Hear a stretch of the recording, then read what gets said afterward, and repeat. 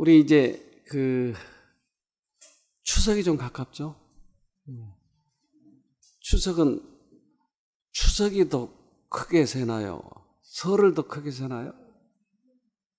그러세요? 설도 3일 쉬나요? 앞뒤로? 그랬던가요? 앞뒤로 3일 쉽니까? 예, 그렇군요. 근데 옛날에는 설을 크게 센 것 같은데 요즘엔 추석을 더 크게 센 것 같아요. 예, 그 국민의 어떤 성향에 따라서 그런 것 같기도 하고. 근데 그러한 명절이 있는 이유는, 또는 절기가 있는 이유는 이 농사를 잘 하도록 하기 위해서 절기가 있죠. 동지도 있나요? 동지는 며칠이죠?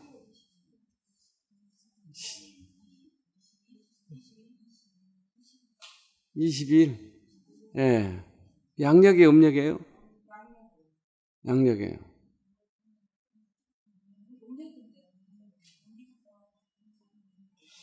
이제 전부 다들 다 헷갈리셔가지고 지금.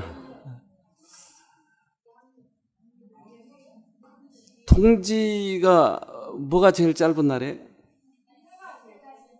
그러면 양력이 음력이에요? 해는 뭐하고 관계 있어요?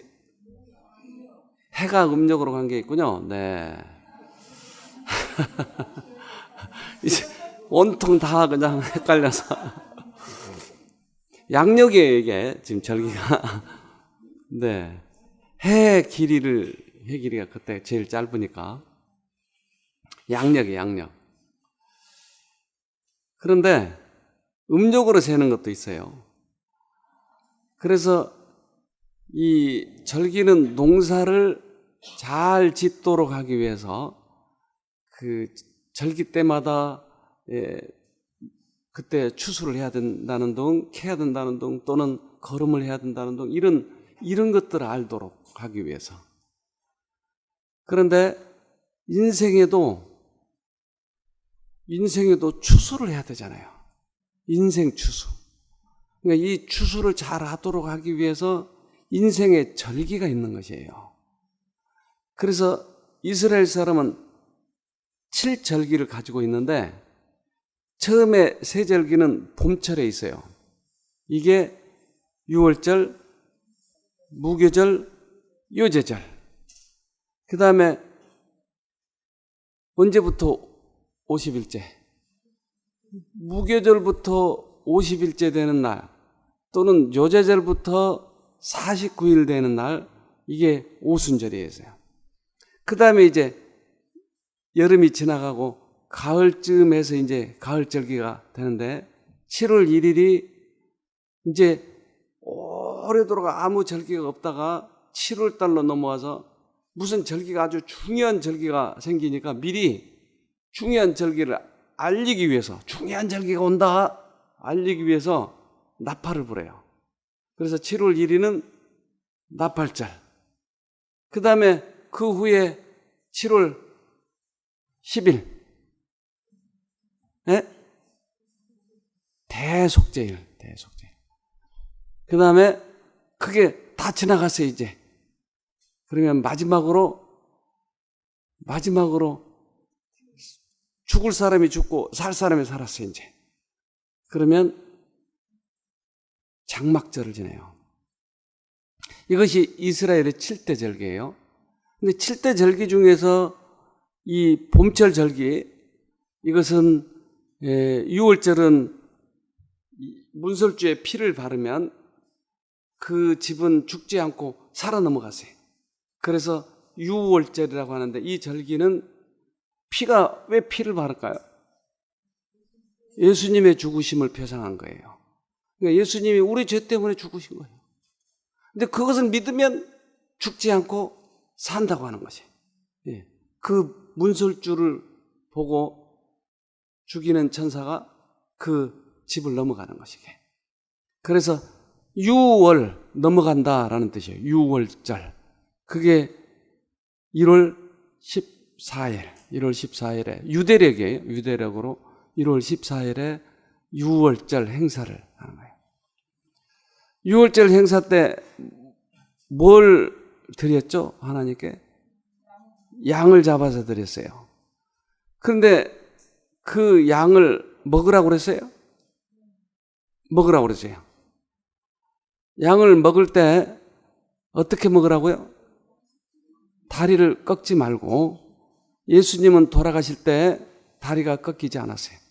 양쪽에 있는 범죄자들은 다리를 꺾어서 죽였는데 예수님은 죽었기 때문에 다리를 꺾지 않았어요. 이미 죽어버렸기 때문에.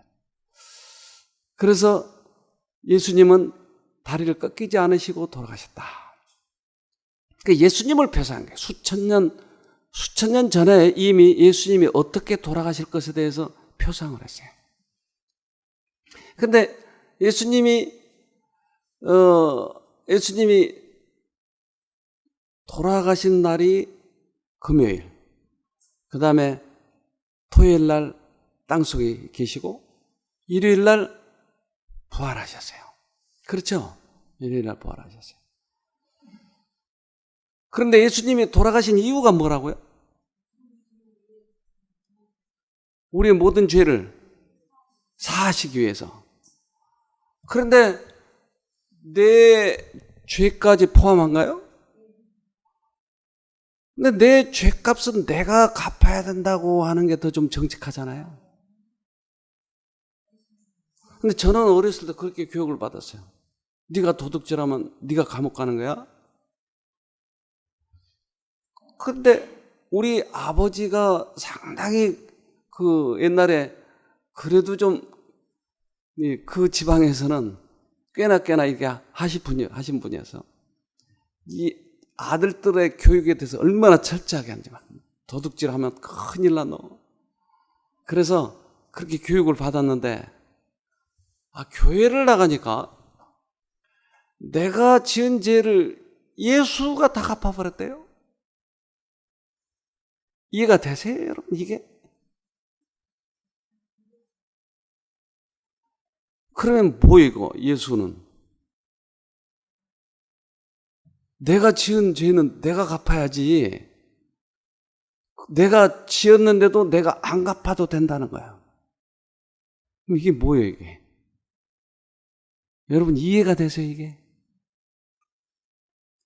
그래서 이게 가장 내 마음을 이렇게 혼란스럽게 만들었던 것이 이 문제였어요.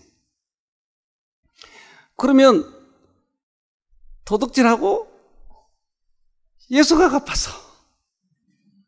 강도하고 예수가 갚았어. 신나죠, 신나, 이제. 어떠세요? 그게 예수 믿는 거라면 이건 도둑도 아니고 사기치는 것도 아니고 뭐예요, 이게? 여러분 이게 이해가 되느냐고요? 그렇잖아요. 그래서 요즘에 사회에서 가장 무리를 일으키는 게 이 문제예요. 예수를 안 믿는 이유가 이거예요. 전부 다 돈 떼먹고 가서 예수한테 빌면 되는 거예요.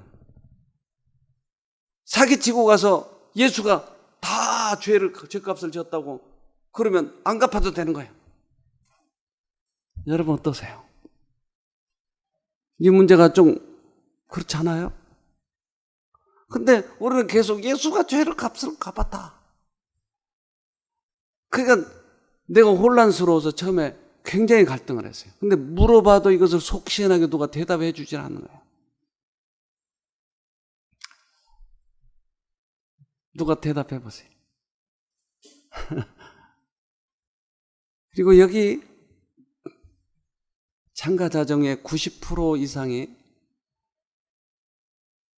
왜 그렇게 암에 걸려가지고 그렇게 고통스러워 하세요? 다 내 죄 때문이죠. 다 내 죄 때문에 이렇게 됐어요. 나는 죽일 놈이요. 그러니까 그 죄값이 어떻게 왔어요, 지금? 암으로 왔어요. 그러면 예수 믿을 필요가 있어요, 없어요? 없어요. 자기 죄값은 자기가 갚으니까. 그래서 아까 그 문제, 예수가 우리 죄 때문에 돌아가셨다고 하는 것을 내가 받아들이면 어떻게 되죠, 우리는? 구원이 돼요, 구원. 이것이 기독교의 가장 큰 진리예요. 믿음으로 구원하는 것이에요, 믿음으로. 예수님이 우리 죄 때문에 돌아가신 것을 내가 믿으면 구원, 맞죠? 그런데 내가 지은 죄값 때문에 암에 걸렸다. 그러면 내가 믿은 거예요, 안 믿은 거예요? 어떻게 된 거예요, 그럼? 예수를 50년 동안 믿었는데 자기가 암에 걸리니까 내 죄값 때문에 내가 암에 걸렸다라고 얘기하면 믿은 거예요, 안 믿은 거예요? 그럼 그동안 믿은 건 뭐예요, 그럼? 교회 다니는 거. 자, 이 문제.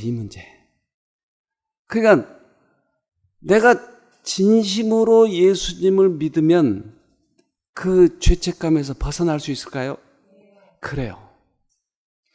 그럴 뿐만 아니고 예수님이 내 죄값으로 돌아가셨다고 하는 것을 내가 받아들이면 예수님의 능력이 나를 사기치지 않게 만들어준다고 하는 것이 이게.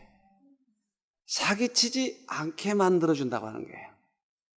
그러니까 예수를 믿는다고 하는 것은 사기치고 또 사기친다는 말이 아니고 예수님이 우리 죄 때문에 돌아가신 걸 내가 진심으로 받아들이면 나의 생애가 바뀌는 것이에요. 나의 생애가. 자, 베드로전서 4장 1절부터 봅시다. 2절까지.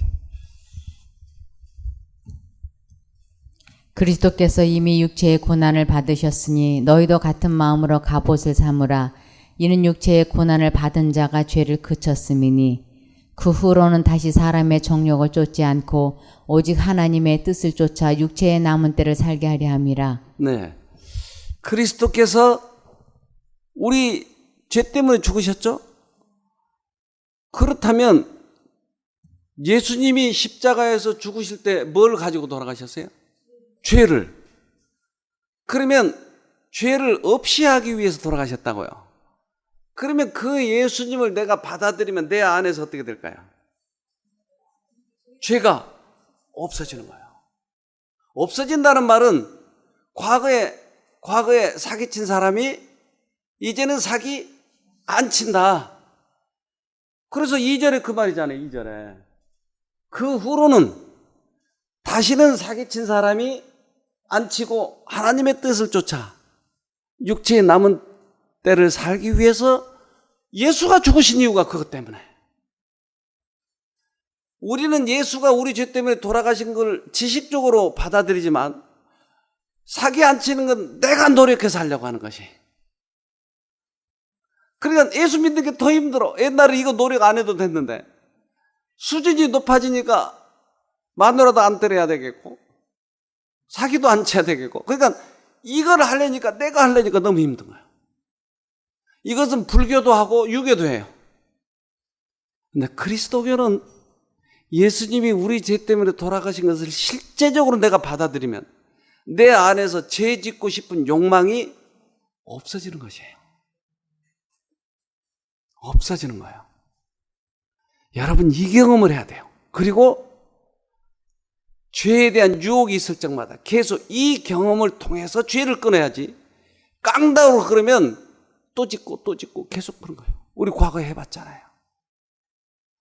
이 능력, 이것을 믿음으로 구원 얻는다고 하는 것이 이것을. 여러분, 이거 중요한 겁니다. 우리 집사람을 만나기 전에 다른 여자하고 연애를 하고 있었어요. 그 여자가 너무너무 좋아요. 근데 우리 집사람을 만나니까 갑자기 우리 집사람이 좋아졌어요.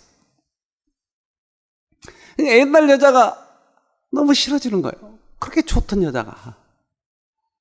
그래서 그 여자를 끊으려고 하니까 그 여자는 또 안 끊기려고. 근데 나중에 진짜 만나기 싫어서 안 만난 거예요. 왜 그렇게 좋던 여자가 싫어졌죠?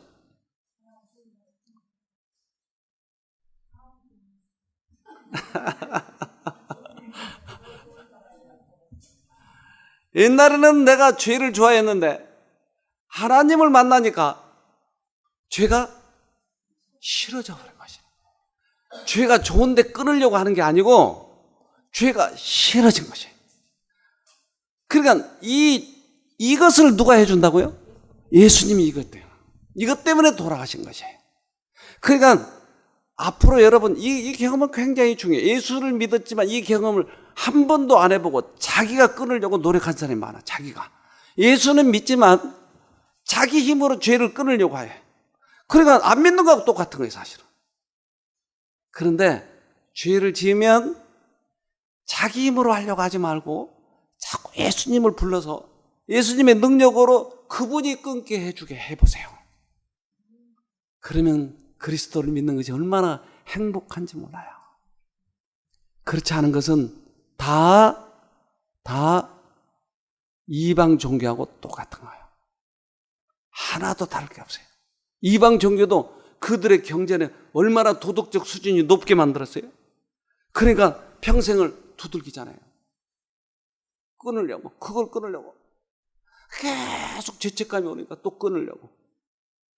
그런데 우리 그리스도인들도 만약에 우리 스스로 끊으려면 그거 다를 거 하나도 없는 거예요. 어느 날 루터가 그 수도원 문고리에 라틴어로 된 성경이 거기에 걸려 있는 거예요.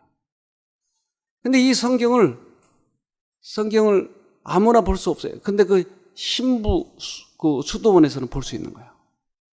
근데 이것을 보는데 너무너무 깜짝 놀란 성경절이 하나 있었어요. 그가 그 충격 때문에 종교 개혁을 일으키기 시작한 거예요. 로마서 1장 16, 17에 16 먼저 봅시다. 로마서 1장 16. 내가 복음을 부끄러워하지 아니하노니 이 복음은 모든 믿는 자에게 구원을 주시는 하나님의 능력이 됨이라. 첫째는 유대인에게요 또한 헬라인에게로다. 복음에는 하나님의 의가 나타나서 믿음으로 믿음에 이르게 하나니 기록된 바 오직 의인은 믿음으로 말미암아 살리라 함과 같으니라. 복음을 부끄러워하지 않는 이유가 뭐죠? 여러분 복음 부끄러워요, 안 부끄러워요? 자, 다른 경전도 수준 높은 우리들의 도덕 표준이 있다 이 말이에요. 근데 여기까지 이르기 위해서 어떻게 해요? 그들이 고행을 하거나 자기 노력을 하려고 하는 것이에요. 근데 우리도 똑같이 그렇게 하다가 이루지 못하면 그 경전이 부끄러운 게 경전이에요. 성경대로 우리가 안 되면 뭐하러 성경을 갖다 놓냐고요. 그들도 못하고 우리도 똑같이 못하는 거예요. 똑같이. 근데 복음을 부끄러워하지 않는 이유는 복음을 믿으면 우리 속에 뭐가 생긴다고요? 하나님의 능력, 의가 생기는 것이. 죄를 안 지을 수 있는 능력을 우리에게 주신다고 하는 것이. 그러니까 내가 죄를 안 지으려고 노력한 게 아니고 그분이 들어오셔서 죄를 싫어지게 만들어준 거예요. 이것이 복음이에요, 복음. 복음은 뭐를 복음이라고 그러죠? 저걸 영어 성경에는 굿뉴스. 사형수들에게 굿뉴스는 사면. 네가 네 죄값 때문에 죽어야 되는데 내가 대신 죽었으니까 너 안 죽어도 돼. 이게 복음이에요, 복음. 예수가 죽었다고 네가 안 죽어도 돼. 이 소식을 들으면 어때요? 기뻐요. 내가 안 죽었으니까. 내 죄값 때문에 내가 죽어야 되는데 예수가 죽었어요. 기뻐. 그것을 진짜로 받아들이면 어떻게 된다고요? 또요?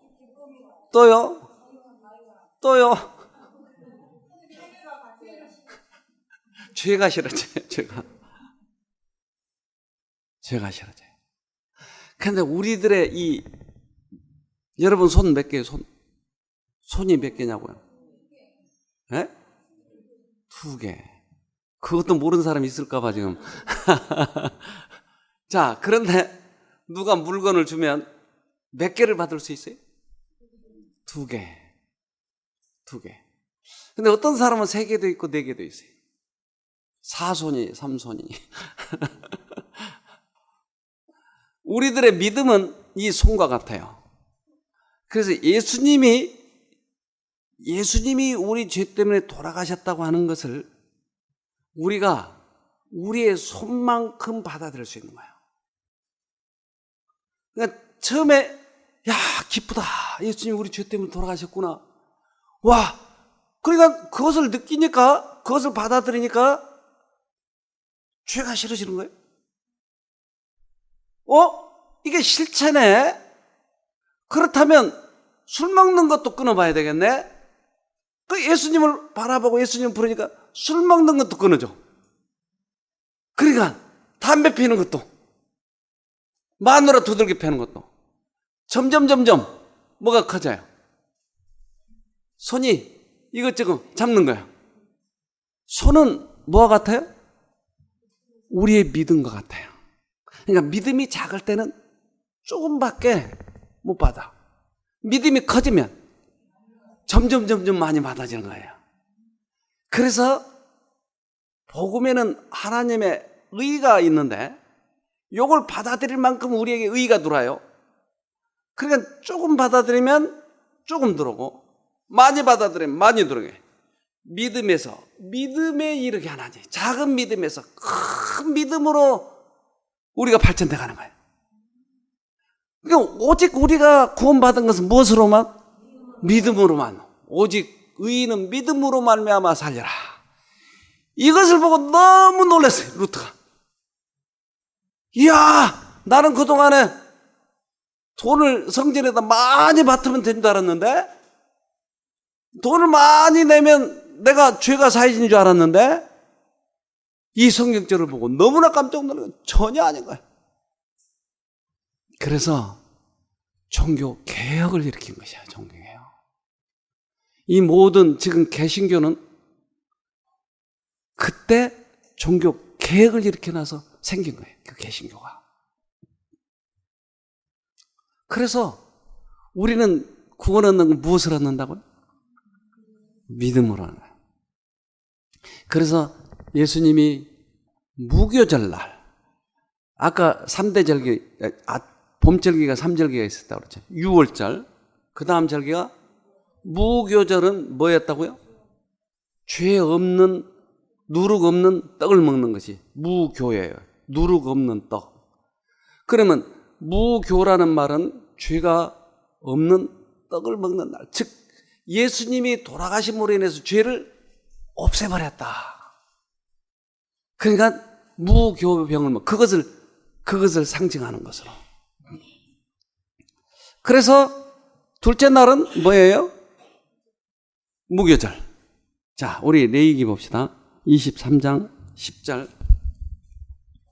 이스라엘 자손에게 고하여 이르라. 너희는 내가 너희에게 주는 땅에 들어가서 너희의 곡물을 거둘 때에 유선 너희의 곡물의 첫 이삭 한 단을 제사장에게로 가져갈 것이요. 네. 그 날 제사는 뭐예요? 곡물을 한 단을 가지고 가서, 이걸 가지고 가서 흔들면서 드리는 것을 요제라고 한다 이 말이에요. 곡식 한 알, 한 단을 이렇게 흔들어서 제사를 드리는 거예요. 이런 제사 이런 거 봤어요? 그래서 흔들 요자를 써가지고 요제절이라고 그래요. 요제. 그러니까 요제를 드리는 것은 뭔가 흔들어야 할 이유가 있네요. 네. 이 요제는 우리들에게 있어서 상당히 중요한 의미가 있습니다. 자, 누가복음 24장 1절. 안식 그 첫날 새벽에 이 여자들이 그 예비한 향품을 가지고 무덤에 가서 돌이 무덤에서 굴려 옮기운 것을 보고 들어가니 주 예수의 시체가 배지 아니하더라. 뭐 했어요 지금? 부활하셨어요. 그러니까 예수님이 6월절 날 돌아가셨고, 무교절 날 땅속에 계셨고, 요제절 날 부활하셨어요.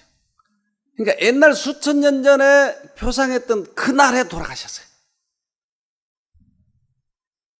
그래서 이스라엘 역으로, 유대력으로 14일 날 돌아가시고 15일 날 땅속에 계시고 16일 날 부활하셨어요. 맞죠? 네. 금요일 날 돌아가시고 일요일 날 부활하셨어요. 그래서 부활절을 지키는 겁니다. 부활절.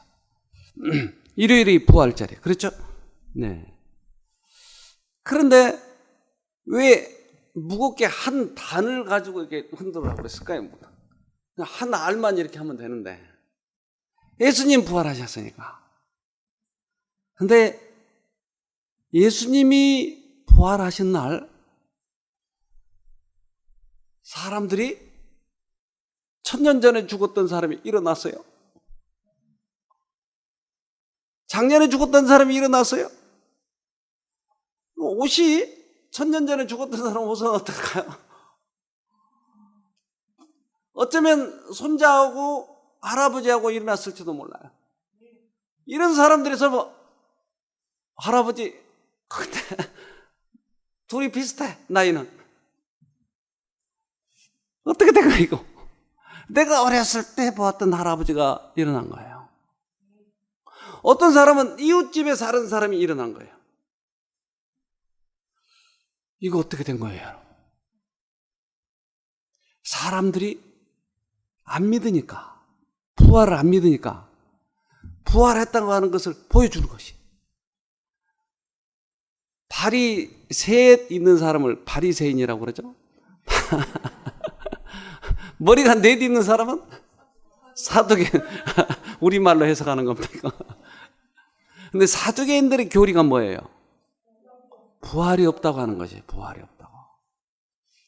그러니까 부활이 없다고 그것을 믿고 있는 사람들이 나타나면 어떠냐고요. 부활해서 기가 막히잖아요. 그러면 나사로가 살았다 이 말이에요. 근데 사두개인들은 자기의 교리에 맞추기 위해서 부활한 사람을 다시 죽여버리려고 했어요. 자기 교리에 맞추기 위해서. 참 기가 막히잖아요. 이런 걸 보면 교리가 얼마나 사람들을 그렇게 괴롭힌지. 성경의 말씀대로만 믿으면 우리가 하늘을 갈 텐데 왜 교리를 따라가려고 하냐고요. 그래서 사두개인들이 나사로를 죽이려고 하는 거예요. 예수님은 당신이 부활했지만 여러 사람이 부활을 받잖아요. 그래도 시원찮으니까 우리 마태복음 봅시다. 마태복음 27장 53절. 예수의 부활 후에 저희가 무덤에서 나와서 거룩한 성에 들어간 많은 사람에게 보이니라. 한 무리가 일어납니다. 예수가 부활하실 때 한 무리가 일어나서 성에 돌아다니는 거예요. 1000년 전에 죽었던 사람이 돌아다니고 100년 전에 죽었던 사람이 돌아다니고. 이거 참 기가 막히잖아요. 이게 뭐가 그렇게 중요해요? 부활이 그렇게 중요해요. 부활이. 우리가 만약에 부활의 소망이 없다면 믿을 필요가 사실은 없어요. 우리가 부활의 소망이 있으니까 하나님을 믿는 것이죠. 이 땅에서만 살고 끝날 것 같으면 뭐하러 믿냐고요. 이 땅에서만 잘 살면 되지. 그래서 여러분 부활을 준비해야 돼요. 부활을. 어떻게 사느냐에 따라서 부활이 결정이 되니까. 그래서 다시 봅시다. 성경을. 네, 고린도전서 15장 20절. 그러나 이제 그리스도께서 죽은 자 가운데서 다시 살아 잠자는 자들의 첫 열매가 되셨도다. 네. 그리스도가 열매가 됐네. 열매. 요제절에 추수를 해가지고 그것을 흔든다 이 말이에요. 뭘 흔들어요? 열매, 곡식.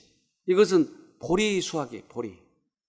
가장 먼저 이게 열매 맺히는 게 보리예요. 그래서 이 보리가 만약에 그때 수확할 때가 안 됐다. 그러면 이것을 한 달을 미뤄요. 꼭 수확될 때만 이것을 드려야 되는 거지. 그러니까 보리 수확. 예수가 뭐가 돼버렸어요? 열매. 그러면 이 지금 열매를 흔든다고 하는 것은 무엇을 의미한다고 그랬죠? 부활을. 그러면 이 부활에 참여하려면 뭐가 돼야 돼요? 열매가 돼야 돼요. 자, 다시 23절에 그러나 각각 자기 차례대로 되리니 먼저는 첫 열매인 그리스도요 다음에는 그리스도 강림하실 때에 그에게 붙은 자요. 그에게 붙은 자, 그 열매를 가지고 있는 자, 이 자들이 부활하는 것이에요. 열매가 뭘까요? 열매. 예수도 열매고 우리도 열매네요. 자, 다시 야고보서 1장 18절. 그가 그 조물 중에 우리로 한 첫 열매가 되게 하시려고 자기의 뜻을 쫓아 진리의 말씀으로 우리를 낳으셨느니라. 이것을 열매라고 그랬네요. 그러니까 진리의 말씀을 듣고 그 진리의 말씀을 받아들이고 우리들의 생애에 있어서 예수의 품성처럼 나타나기 시작한 그자들이 여기에 참여하는 것이에요. 우리는 사실 아무 때나 죽어도 관계없어요. 10년을 더 살든 20년을 더 살든 이 땅에서의 삶은 크게 가치가 없어요. 근데 하나님의 일을 많은 사람들에게 전한 사람들은 좀 오래 살아야 할 필요도 있을 것 같아요. 많이 전해야 되니까.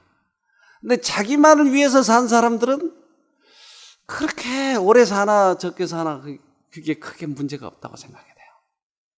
너무 좀 과하게 얘기했을지 모르지만 그러나 어쨌든 만약에 다시 우리가 부활할 수 있는 그런 약속이 주어졌다면 언제 죽는 게 제일 좋아요?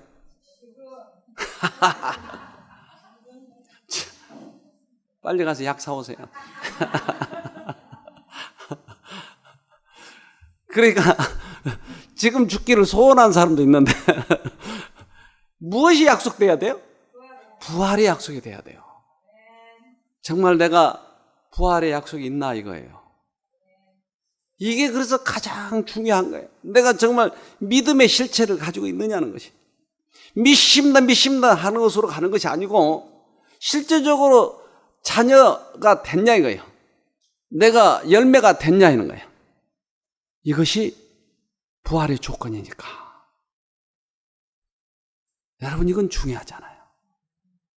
그래서 유월절과 무교절과 요제절을 수천 년 전에 만들으셔서 이것을 통해서 예수가 어떻게 오실지 죽으실지 예수가 무슨 일을 하실 것인지 그 예수를 믿는 자들에게 어떤 일이 나타날 것인지를 이 세 절기에서 나타내 주는 것이 우리에게 요제절.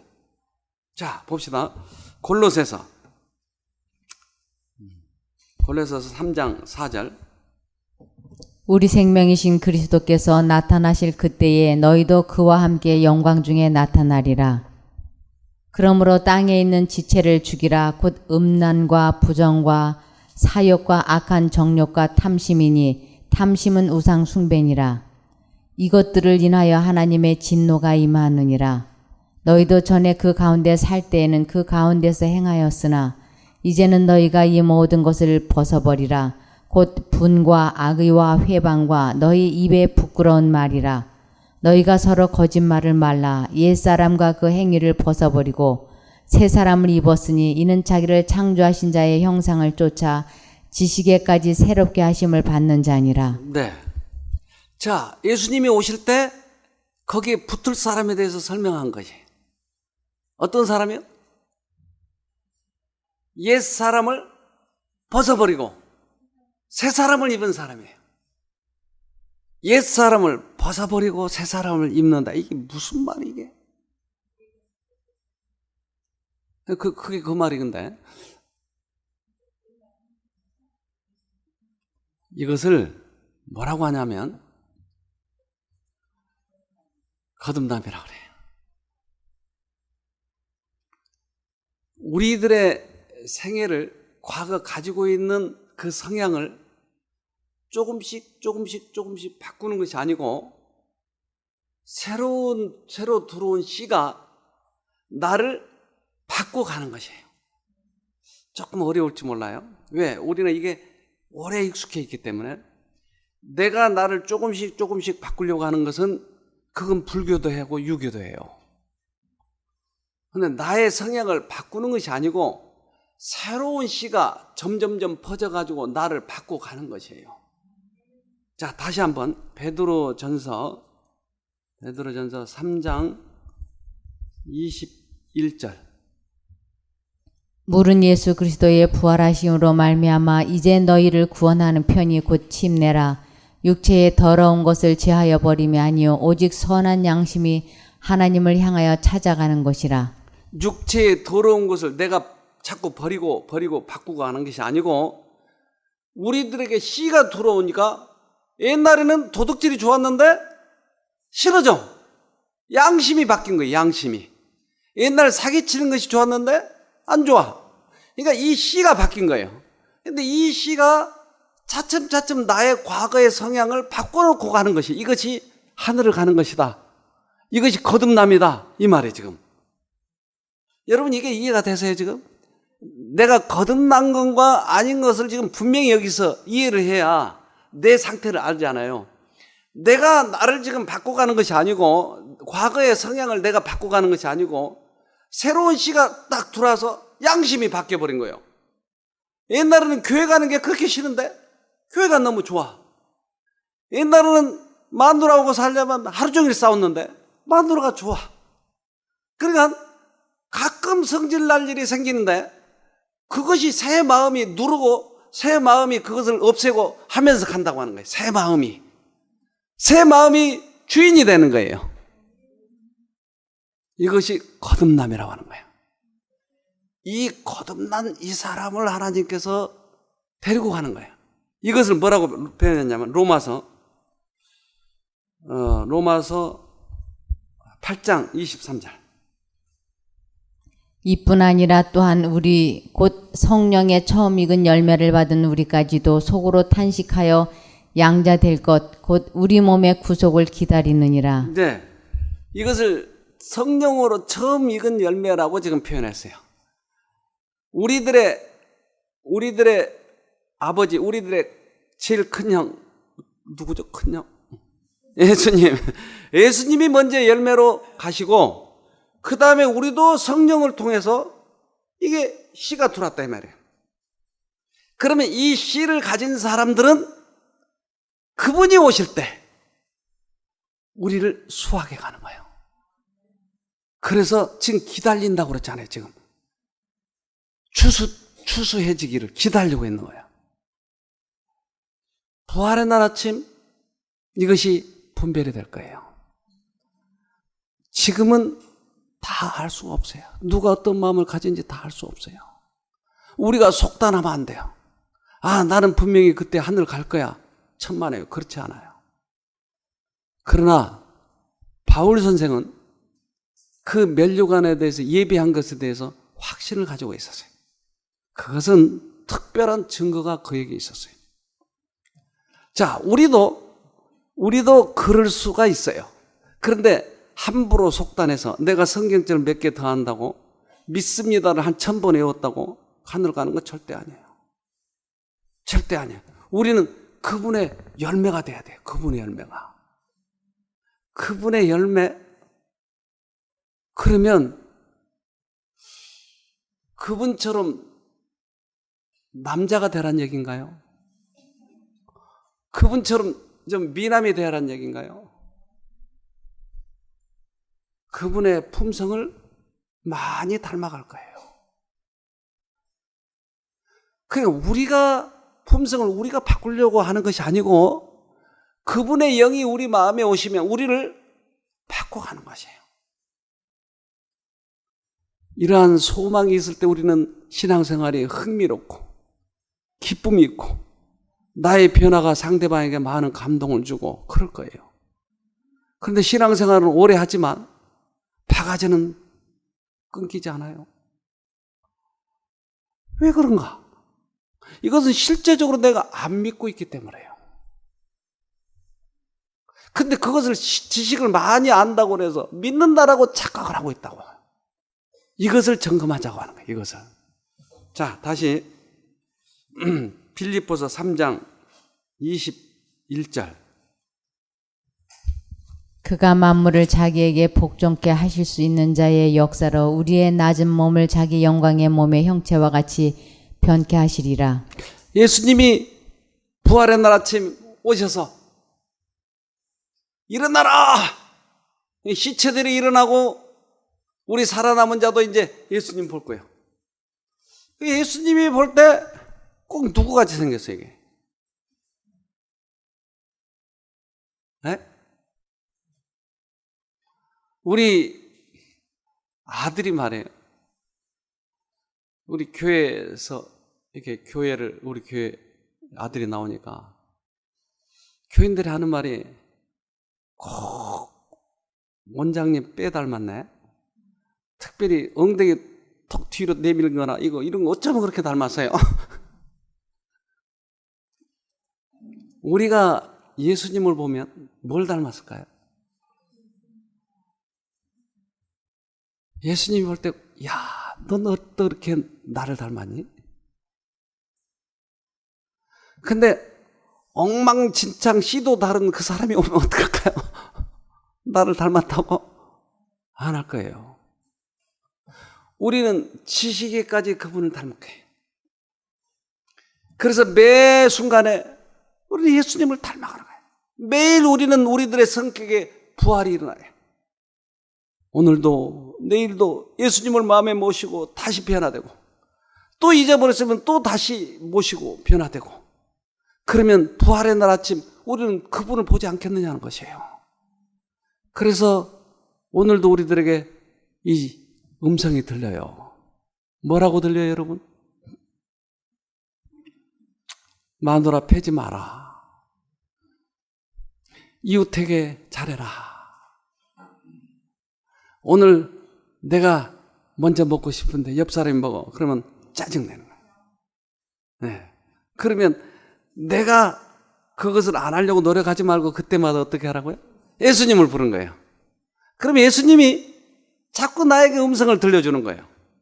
처음에는 조그맣게 들려요. 나중에는 크게 들려요. 그러면 그 음성대로 따라가다 보면 우리들에게 뭐가 열릴까요? 열매가 열리겠죠. 예수님의 품성에 닮은 열매가 열리겠죠. 근데 이것을 고행이라고 생각하는데 예수님의 마음에 오시면 이게 즐거움이에요. 그러니까 그리스도인들은 그래서 즐겁고 기쁘고 이렇게 살아가는 것이. 그런데 이 음성을 계속 듣고 있는 사람이 죽었어요, 이제. 그런데 예수님이 이 땅에 오셔서 일어나라! 그런데 이 음성을 한 번도 안 들어본 사람은 못 일어나. 근데 자주 들어본 사람은 이거 예수님의 음성인데 그리고 벌떡 일어나요. 이게 뭐예요, 이게? 이게 부활이에요. 자, 요한복음 5장 26절.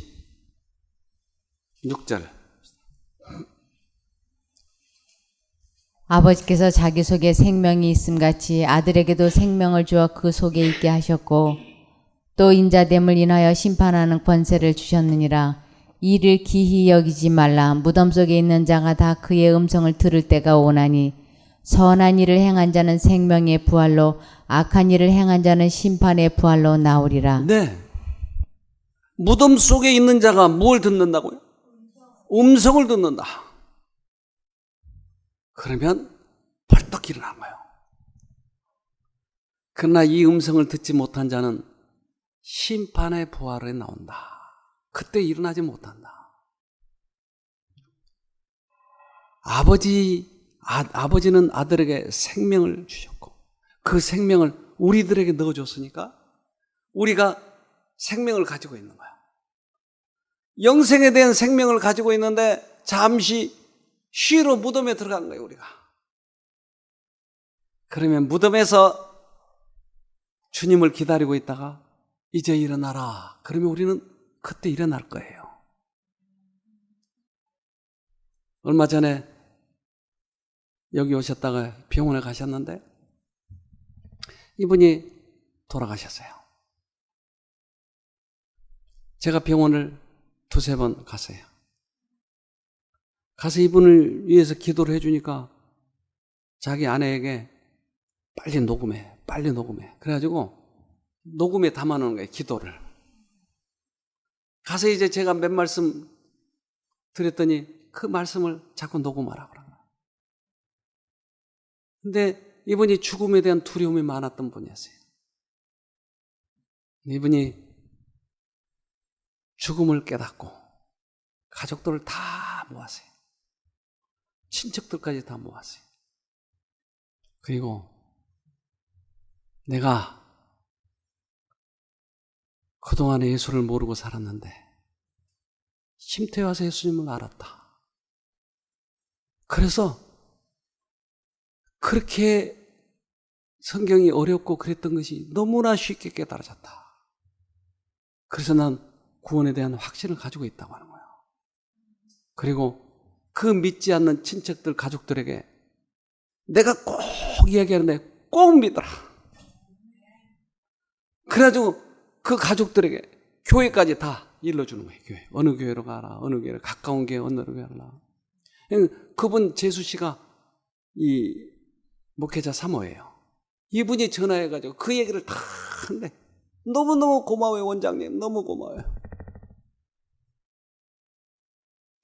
그렇게 죽음을 무서워한 분이 겸허하게 이것을 담대히 받아들이고 구원에 대한 확신을 얘기하는 거예요. 그러니 그것을 보는 사람들은 너무나 감동을 받아가지고 아, 우리도 믿어야 되겠구나. 그걸 믿는다는 거예요. 죽는 것은 어차피 한 번 죽는 거예요. 어차피. 근데 언제 죽느냐 이게 중요한 것이 아니고 어떻게 죽느냐가 중요해요. 무덤 속에 있는 자가 음성을 듣나니 선한 일, 착한 일, 이것은 그리스도를 마음에 믿는 것을 가장 선한 일, 착한 일이라고 해요. 안 믿는 것을 착한 일 아니라고 그래요. 그때 우리가 음성을 들을 거예요. 부활할 거예요. 부활의 아침에 우리는 쳐다보고 얼마나 기뻐할까요? 저는 좀 그날 아침에 일어나가지고 쉼터 출석부를 좀 부르려고 좀 그러는데 여러분 그때 부를 때 대답할 거예요? 안 할 거예요 지금? 그러니까 내가 가야 되겠어요? 못 가야 되겠어요? 불러내려면 가야 되겠는데 내가 못 오면 어떡해? 안 돼요. 못 우리 집사람이 안 돼. 아, 오지 말래. 나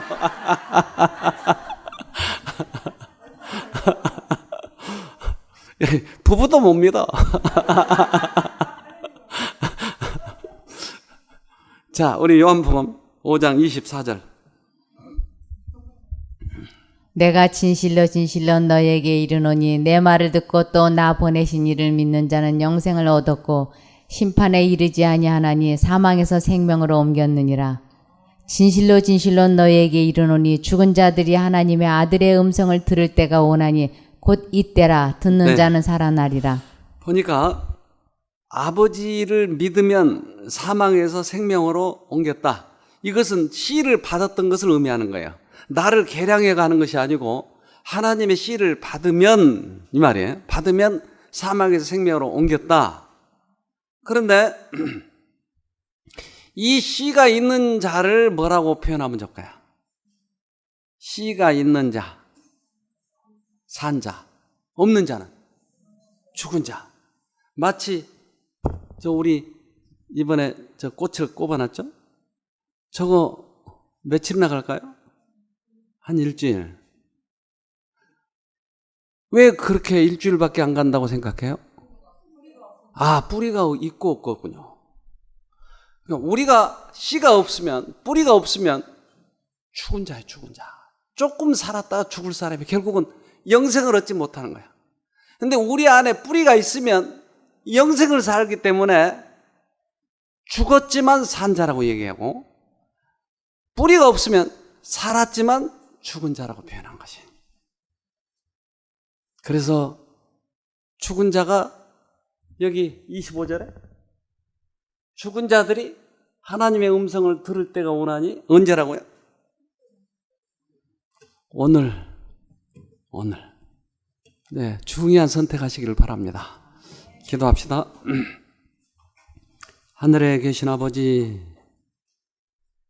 우리들에게 절기의 의미를 깨닫게 해주셔서 주님을 준비하게 해주시니 감사합니다. 그동안에 어떻게 살았든지, 그동안에 우리의 믿음이 어떻게 믿어왔든지 관계없이 생명의 하나님을 다시 만나도록 도와주시옵소서. 그리고 구원의 확신 속에서 주님을 기다리면서 부활의 아침에 만나는 저희들이 되게 도와주시옵소서. 만약에 그렇지 못하다면 모든 믿는 것이 헛것이지 않습니까? 그러기에 진리의 하나님, 생명의 하나님을 꼭 모시도록 해주셔서 주님 오시는 그날 우리 모두가 주님을 맞이하는 그러한 축복을 받는 사람들이 되도록 은혜를 베풀어 주시옵소서. 특별히 오늘 우리들에게 하루 주어진 이 날을 가장 잘 활용하는 귀한 날이 되도록 우리 모두에게 축복해 주시옵소서. 우리를 죄에서 구원하신 예수님 이름으로 기도합니다. 아멘.